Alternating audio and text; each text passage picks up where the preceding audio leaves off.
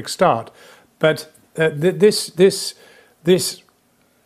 extraordinary creature, whatever we call it, this pandemic is caused by something which is evolving all the time, surely.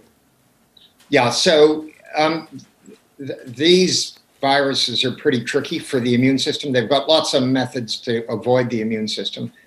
They don't mutate as fast as influenza, though. The mutation rate in this virus is pretty slow, but the intensity of your immune response is not so great for this virus. So in many ways, I think the observation made by the previous speaker is right. We're probably going to need a seasonal coronavirus vaccine that we all have every year to give us protection. And that may change with mutations, but this isn't a very variable virus. And I suspect it may stay the same for some years before we need to change it.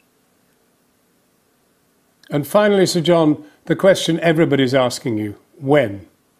When will it be? When can I have one? Yeah, so as you may have spotted, there's a wide range of views on this subject.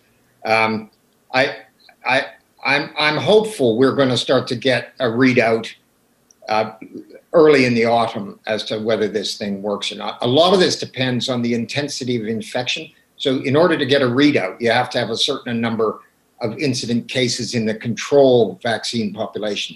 And that then tells you that you can look at the real vaccinated population and see whether they've been protected. So I'm hoping that's going to happen pretty smartly this autumn. But then don't forget, these vaccines are unlikely to completely sterilize a population. They're very likely to have an effect which works in a percentage, say 60 or 70%. We'll have to look quite carefully, and the regulators will have to look quite carefully to make sure that it's done what we need it to do before it gets approved. So there will be a delay between the outcome of the trial and a decision whether it can be approved as a vaccine.